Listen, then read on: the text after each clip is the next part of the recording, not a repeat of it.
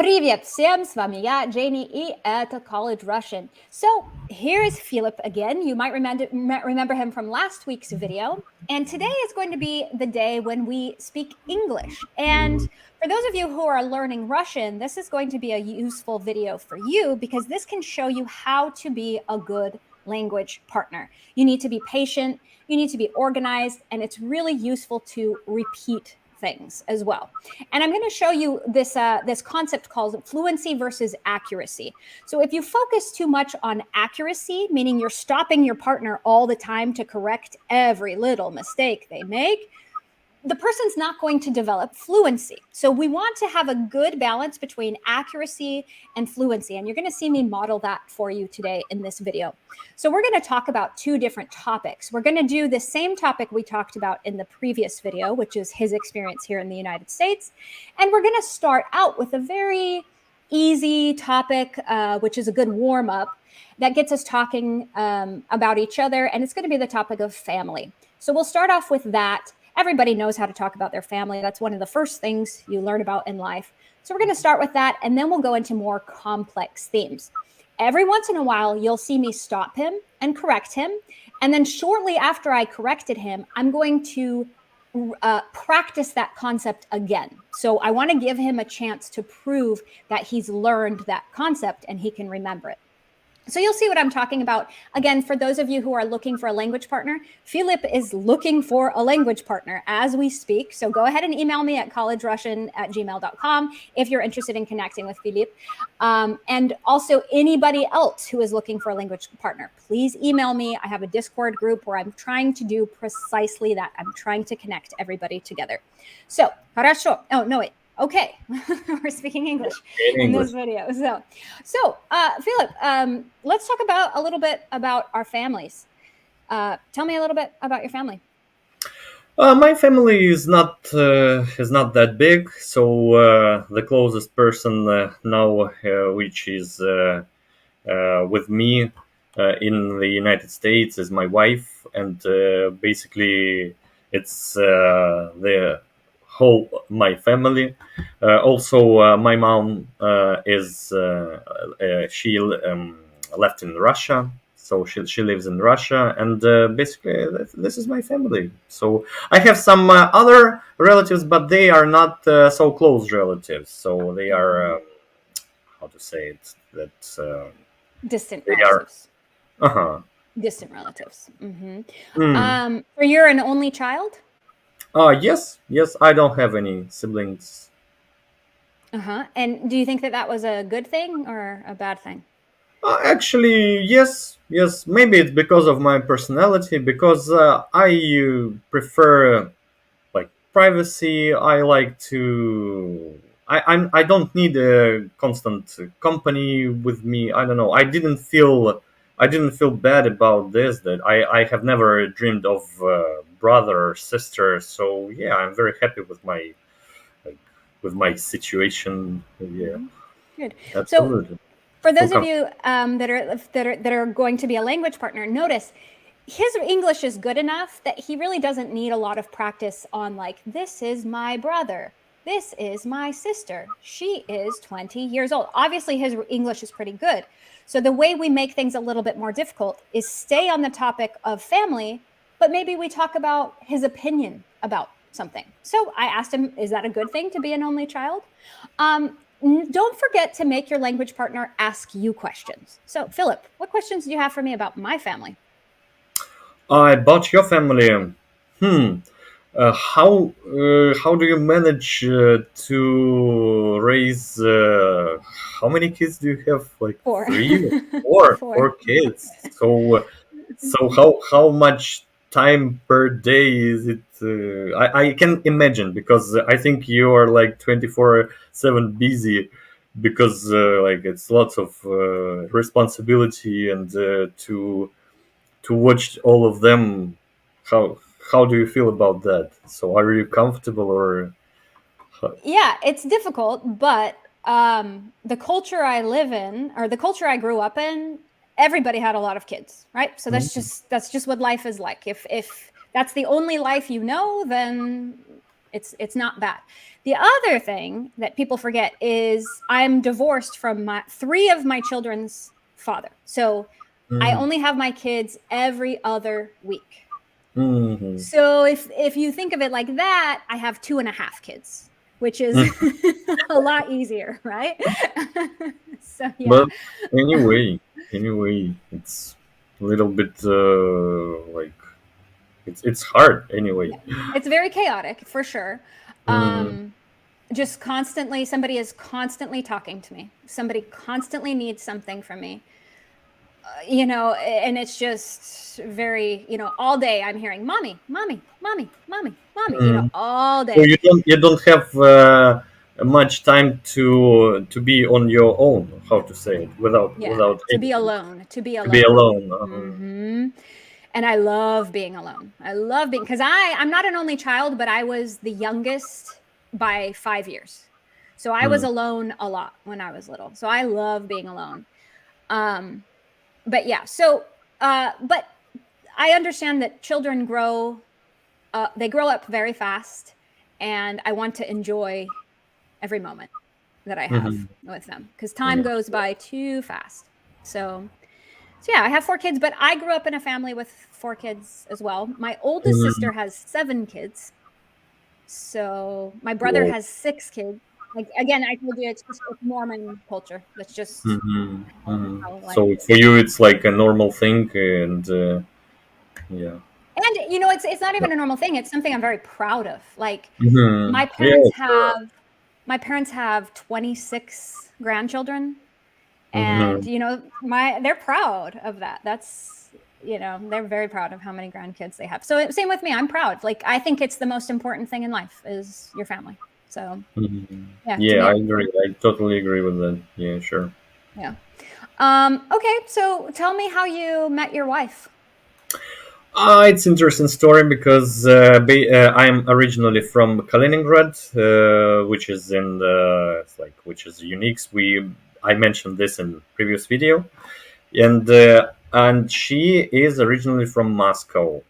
And I during my student days, I used to make music. Actually, it is still my hobby to make music, and I was. But at that time it was like I was really obsessed with that. I had some releases on by the way in the United States labels, on UK labels, different European labels, and my I wasn't like super famous, but how to say it in narrow circles, известный в узких кругах. How to say it? So like in Russian circles, можно так сказать. Uh-huh, great. And she found my music, and she initially at first she thought that I'm from Europe, so I'm not from Russia, because it was a rare thing to it's not basically Russian style, so it's more about European style, like house, techno, and something like Mhm. that. And not so many people from Russia were doing this kind of music at that time. And she found me on the social media, and she wrote me just to say that she likes my music, and I thanked her, like, yeah, I'm very glad that you like it. And since that moment we started to texting with each other. And she was living in Moscow, I was living in Kaliningrad, and like day by day we were chatting every day almost. And at some point we decided to come to visit each other. And she after that she came a couple of times to me in Kaliningrad. I came to her to Moscow a couple of times. And I and after some time we decided that we should go further, we should think about next step, and the decision was to move to Moscow. For most of Russians it's obvious if you are live in regions, not in Moscow. And if there's a choice to stay in your hometown or go to the capital, to the Moscow. The choice is obvious because way more opportunities, way more different choices to build your career, to be successful, and I chose that. And actually, it this step completely changed my life. Yeah, now she's my wife. We Mm-hmm. even we were able even to get to New York by now. Yeah, Mm-hmm. I was a music producer. I was a DJ, but once I came to Moscow, I completely changed my field. I became a math teacher, and I had been teaching for basically for all these 7 years which I lived in Moscow, because I am physicist by my diploma, so radio physics is my Nice. major. Yeah, Mm-hmm. so in for physics, maths, it's like close things. So it wasn't hard for me to start a completely new, like new Mm-hmm. new activity. I don't know. So real quick, you're not making very many mistakes at all. So, Yeah, thank you, but there is a little thing. Let me tell you how to say something a little bit more authentically. So, mhm. and this is funny because I'm always telling my students the opposite of when you go, например, ездить к кому-то, да? So, Да, да, это переводится на английский. In English, you would say go visit go somebody. visit. So, Ага. said she came to me, I came to her. Okay, I Немножко understand, не так. but it's Да, a little да, да. weird. It sounds much more natural to say she came to visit me in Kaliningrad. I went to visit her in Moscow. So don't forget М, that word visit. When it's Go ездить visit. Мгм. кому, in English we need a visit, right? Да, отлично, спасибо. Да. Мгм. So again, just notice like I let him talk. I'm encouraging fluency, fluency, and fluency, and then just a little note here and there. Now, if you're talking with somebody who's making a lot of mistakes, what I recommend is you can just chat this in the chat box. Some of the corrections you want to make. Let them finish what they're talking about, and then go back and visit it. So yeah, then the other mistake that you made, which I'm sure you know is wrong, you wouldn't say we started to texting. Do you know how to fix that? We started texting, Texting, right. So you can Mm. either say we started to text, no but ing, it's uh-huh, uh-huh. or you can say we started and then an ing verb. Hmm. We started dating, we started texting. Do you know the phrase hanging out? Yeah, sure. Yeah, we started hanging out. For example, how often were you hanging out when you first started dating? As I said, it was kind of strange because we were hanging out like once in few months because Mm-hmm. he went visiting me in Kaliningrad. It Came to visit me. came to visit. Yeah, it Uh-huh. wasn't possible to do it like frequently. Mm-hmm. Uh, was yeah once in few months, if I can say so. Mm-hmm. Yeah, but when I completely moved to Moscow, we started to live together. So basically, it was every day and hanging out. Wow. Mm-hmm. So again, like as you can see, his English is pretty good. So we're gonna make a more difficult topic. So I'm gonna ask him like, I mean, I lived in Moscow in 2004, 2005, before dating apps and everything. So Oh, how by the way, do yeah, interesting. Can I ask you also questions? Some yeah, questions yeah. about you. It's interesting for me. So in total, how much time did you spend in the Russian speaking environment? Because like I was amazed when you. I don't know how much time, but as if I understood correctly, most of your life you lived in the United States, Yep. and Yep. this is like amazing for me because your Russian is is perfect. But Mm-hmm. Yeah. So I mean, my dream was to go and get my bachelor's degree at Moscow State University. That was my dream. mhm. It didn't work out that way. So I had some problems with my documents. My parents were not, anyway, I couldn't access a lot of the documents I needed to finish at Moscow State University. So I only lived there for a total of 18 months. 18 months, so Mm-hmm. 1 year and a half. Oh. Mm-hmm. Yep. And So, you took advantage to master your Russian, yep. yeah, Russian language during that period. Yeah.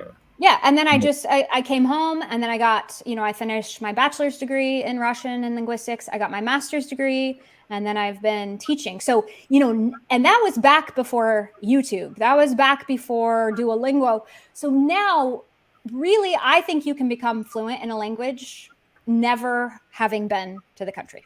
I really think Mhm. with YouTube and everything that exists now, I think you can become fluent. Yeah, I Absolutely. agree, but it's a question of discipline, a question Absolutely, of yeah. And motivation. passion, are you obsessed with it?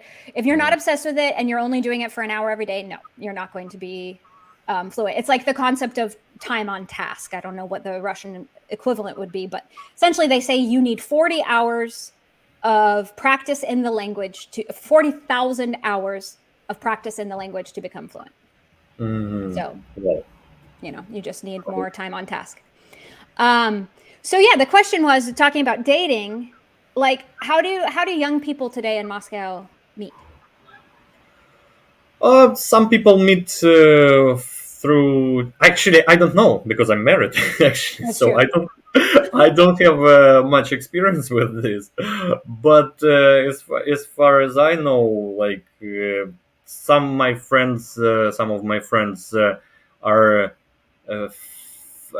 looking for a partner through Tinder. But for me, it is not a good way because I don't know. In my opinion, you cannot find there. By the way, there are some stories of successful relationship after that, but for me, it's not the best way to find a partner. I think if you want a serious relationship, like long term, I don't know. I'm not a professional in this thing, but not Tinder, not Yeah, definitely. Tinder in the US, Tinder is considered a hookup app. Do you know what a something hookup like that. is?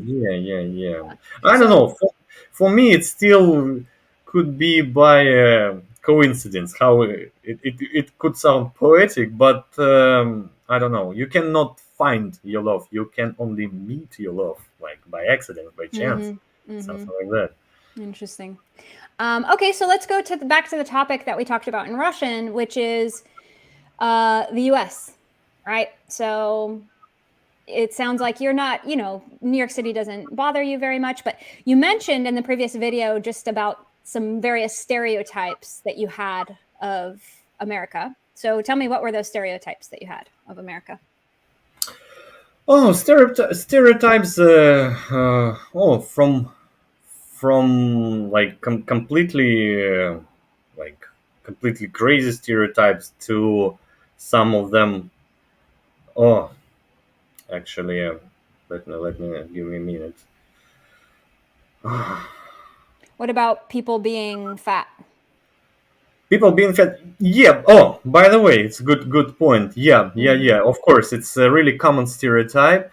But once we came here, we actually saw uh, a lot of different places with really healthy food, and Mm-hmm. actually these like places of healthy food are so there are way more places with healthy food than different like fast food chains or something like that. So if you want to eat some healthy, if you don't want like eat burgers or something like that, you have a lot of opportunities. So Right. now we are not limited at all with the food. So a lot of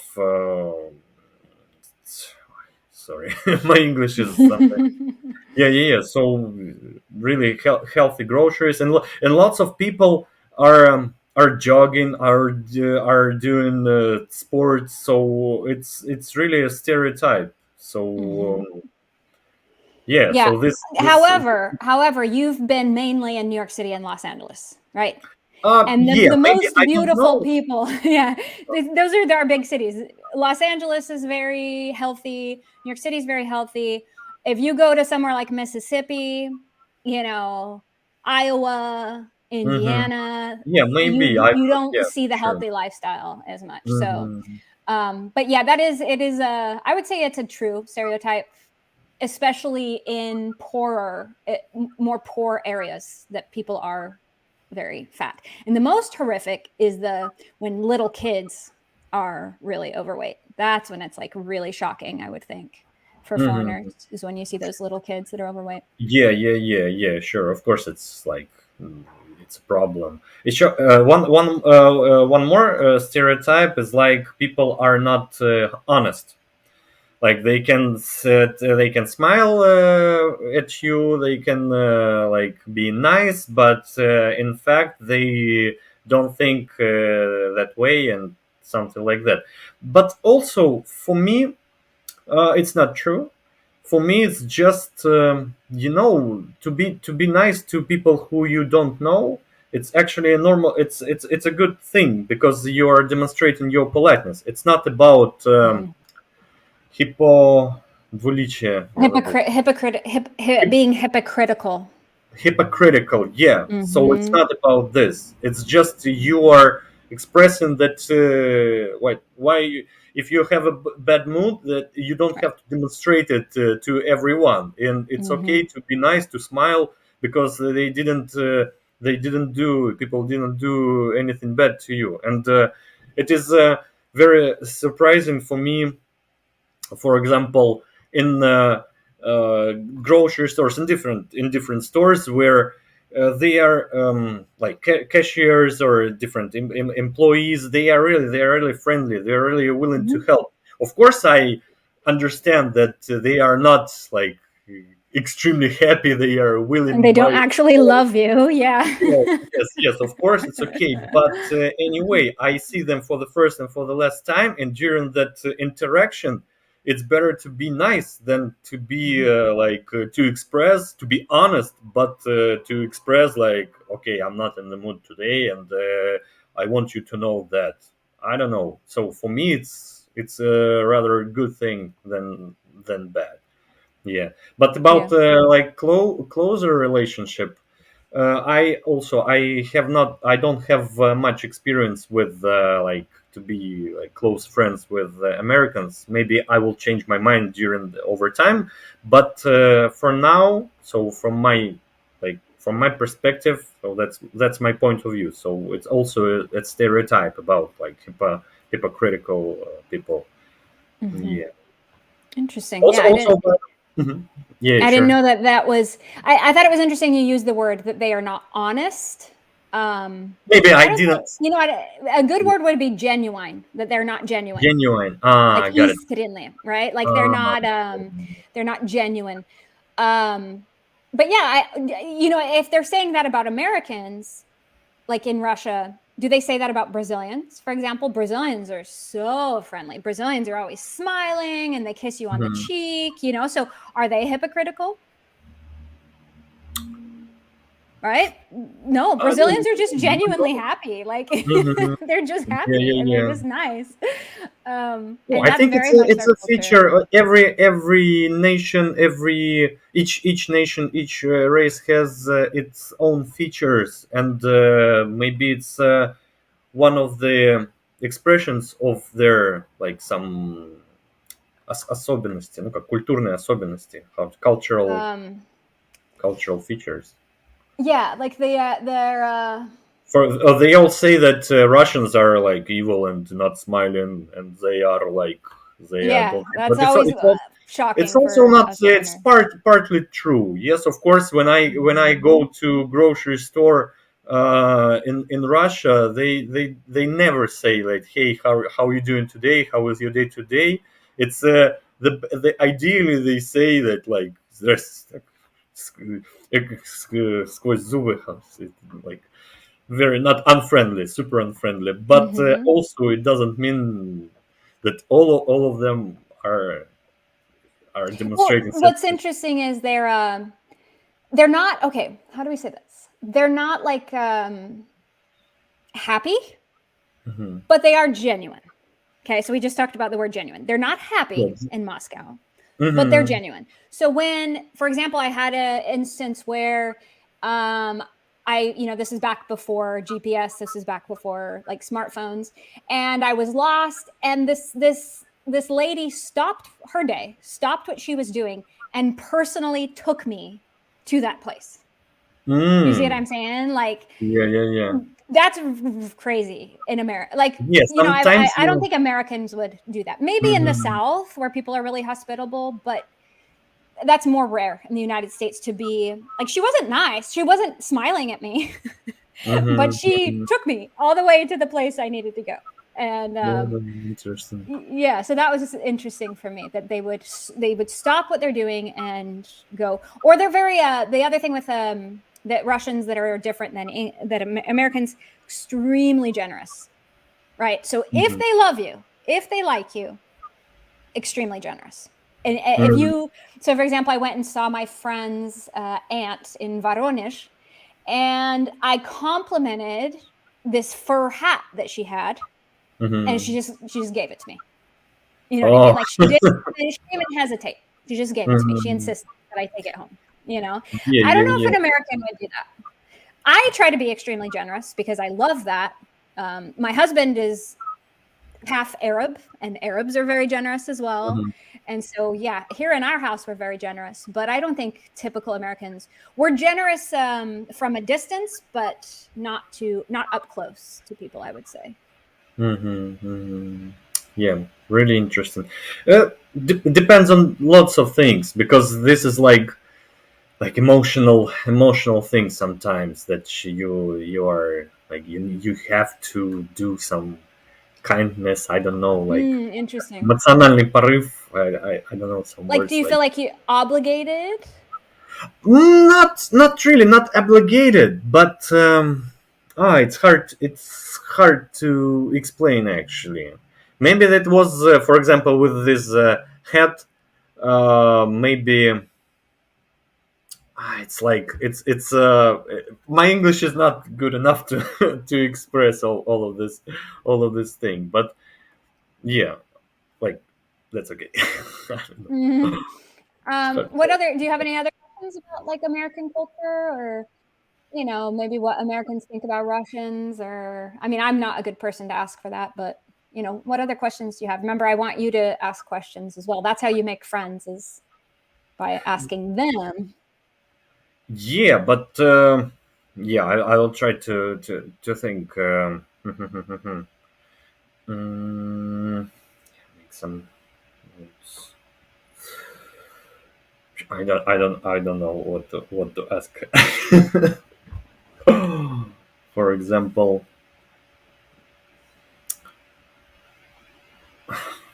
yeah, no, что я немножко. Um, what the other interesting thing I think viewers need to know is that in New York City, and also here where I live in Washington, you're not surrounded by very many Americans. You're most of the time you're surrounded by foreigners, So like it makes sense that you don't necessarily have any American friends, because especially New York City, Los Angeles, especially here in Washington D.C., I mean, most By the way, people in I Washington, see. Washington D.C. also lots of immigrants. So Uh-huh. yeah, because And in New York, and they work at York the embassies and stuff like that. So got it, got it. yeah, so Mm-hmm. that's what I was going to say. If I were to go to the grocery store right now, probably 60-70% of the people at that grocery store, Mm. English is not their first Uh, language. oh, by the way, do you see Russian people? Do you try to speak with them in Russian, or Yeah, there are some Russian speakers just for here in I don't my know, community. Like, I live just in like a kind of almost like a gated community. It's pretty big. And there's a Ukrainian lady that I met, and there's a Russian nanny that takes care of a baby that's my baby's age. And so my mother-in-law is friends with her. Her name's Eva. mm, Um, and so I talk with her. She's from like Krasnodar or something. mm, And mhm. so yeah, so yeah, if I hear somebody, not always, because sometimes I don't feel like talking to people, but Yeah, um if they're in my neighborhood and they speak Russian, yeah, I'll start a conversation with them, but not necessarily just if they're anywhere. Like, for example, we were in New York City a little while ago. Geez, not even just Brighton Beach, everywhere, Manhattan. You hear Russian everywhere in Manhattan. Yeah, It's yeah, crazy. that's the same. Yeah, the same. Very often, especially lately, especially now. Yeah, it is really. By the way, in my language school, when I'm taking some courses, and about half of group are Russian speaking. From Really crazy. Yeah, yeah, yeah. So it is a feeling like you took courses somewhere in Moscow, and Uh-huh. you just have like invited American teacher, but all of your classmates are from Russia and UK. Like there are some guys from different countries, they don't quite understand, but mostly it's like Russian group. Yeah, and the same was in Los Angeles when I also was studying English. All Russians there in Yeah, Los Angeles. Russian That's speaking crazy. from different, not only from Russia, from Ukraine, from Belarus, from Kazakhstan. Hmm. Russian speaking. Yeah, it was interesting. Crazy. Well, Yeah. speaking of, I mean, if you successfully find a language partner, just tell those other people in your group, like, hey, there's this Discord group, bunch of people trying to find partners. And it's really interesting to speak with people from other parts of the United States. Mm. Especially because in New York City, again, you're not going to get native speakers of English, and you've got the horrible New York accent, which is can be really hard to understand. Uh-huh.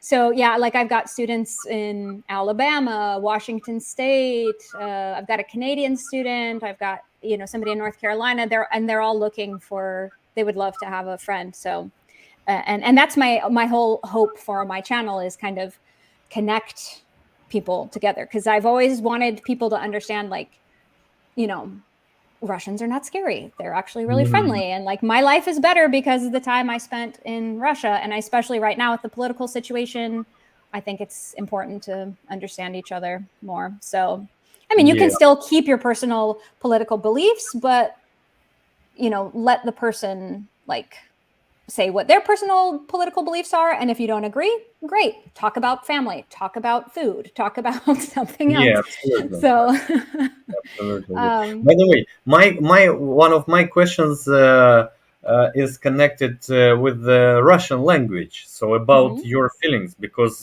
for example, um, so we when we learn in English, the most I think the essential part of it are tenses, because in Russian like only like past tense, present, and future, and that's it. You mhm, cannot you may not think about anything else.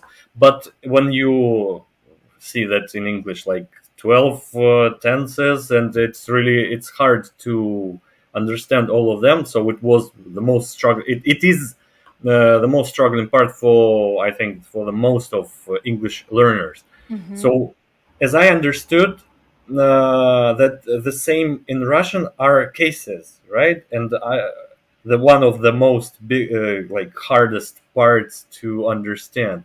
I would like, or maybe another thing, because that's what I'm asking. That is what I want to ask you. So, what were you feelings about this when the because this concept of different endings of words is not in English at all. It's not mm-mm. presented in Nope. English, so I cannot because in Russia we learn English since we are 8 or something. So it's a question of time. It's not that hard because English is everywhere. In the school, Right. it's mandatory. Half of especially now, internet, like half of names of uh, everything is in English. So English around us, but it's with the Russian and inside of the United States, it's completely different. So I would like to know what what did you feel when you just started? How you were able to comprehend all of this, and what were your first? Well, I was very overwhelmed by it. I was terrified of it, and I just decided, nah. I don't need them. I don't need cases. I'm just going to speak Russian without cases. So I tried that for like 2 weeks and nobody understood anything I was trying to say. So then I realized, okay, I have to learn the cases if somebody wants to understand or if I want to be able to speak to somebody. So yeah, it's just discipline, right? You have to just practice. And then it takes time. It takes a lot of time, but eventually, so I actually think cases are the easier part of Russian. Easier. Yeah, that's. Now in Russian, the thing that tortures me is verbal aspect. So, for I don't know what example, is in yeah. See, Russian. natives, they don't know this kind of thing about their own language. So, verbal aspect is the difference between делал and сделал, right? Ah, So, for example, you wouldn't start a conversation. Imagine, so if I started a conversation with you and I said, "Привет, что ты сделал вчера?" Я ничего не сделал. Right. Like, oh, Да, you're я like, oh ничего no, не I'm in сделал. trouble. Are you? Do you Да, да, suspect да. it Я that просто. right? But you see how like an English speaker doesn't understand that that's a different concept. Мгм, They think мгм, they're just being like, hey, what did you do yesterday? How'd your day go?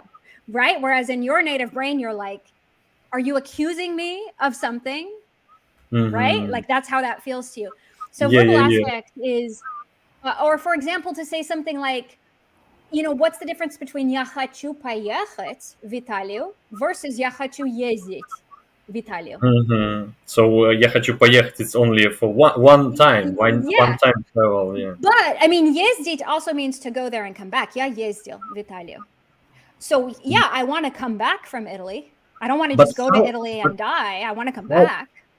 How was you able to learn this? So by memorizing, or you now feel it, or like because it's I cannot really like realize how, because Mhm. I think for you initially it sounds like totally separate words. Each word means something. Each word means different thing, and what, like, to know the language I just need to learn to memorize millions of words. I mean, It's but you did this in English, right? You learned the difference between, for example, get around, get by, get out, get on, get over, yeah, yes, get but it is also down, it is right? You had to memorize all of those, and they all have very distinct meanings, right? mhm, And yeah, sure, sure. Hmm. and the worst is my husband's Brazilian, and they don't put those prepositions on the ends. So he'll always say things like, I need to go pick my son. Like that, Uh, rather than saying like pick up my son, yeah, it yeah, sounds yeah. like мне надо выбрать. Hmm. Ну, какого сына у меня будет, например. So that should, and so I'm always telling him like pick up, pick on, pick over, Hmm. right? Like, because they all have totally different meanings. But yeah, so again, that's why it illustrates that a lot of times native speakers, they aren't good teachers because they just feel it. Yeah, They don't know absolutely. why, right? Mm, I Same thing, and I agree. feel the same way in English. I mean, I taught English in Moscow. I did some English in my master's program, and then I'm with Brazilians all day, every day. So, but I don't notice that. What's the difference between did you see and have you seen? Or Hmm. I have never versus I never. Mm. I just know what sounds right, but I don't know why. I don't know why I said it like that. Or for example, why do we say, um, like at at universe or at school versus at the school, at a school. You see what I'm saying? Like Mhm. they're all slightly different. So Mhm. Mhm. anyway, well, we could keep talking forever, but we should definitely finish up our video and we can just have our own private discussion some other time. But anyway, I hope that was interesting for everybody. And hopefully you can see how to be a good language partner. Like I said, Philippe, his English is already really good. And he just needs practice talking on all different topics, right? Like his Yeah. opinion about American fast food, his opinion about the highway systems in the United States. So he just needs the opportunity to practice lots of different vocabulary. And that's why I recommend if you have a language partner, say, hey, today when we get together, we're going to talk about problems in our city. Today, when we get together, we're going to talk about our favorite seasons of the year, Christmas traditions, for example. And that helps keep everybody kind of focused, and you'll walk away from your language exchange with a lot of really useful expressions and vocabulary. So thank you again, Philippe. That was super Yeah, fun. thank you so much. My And pleasure. Yeah, thank maybe you so we much. can come up with another idea of a video we can do again. And again, if you ever come down here to DC, we will gladly meet up with you and take you to a good vegan restaurant down here. So Yeah, um, sure. The same with you. So come if you yeah, we come come. up to New York City all the time. So yeah, that'll be easy. But anyway, again, thank you, and we'll see you again soon sometime. Yeah, See you thank you in so much. Pagka.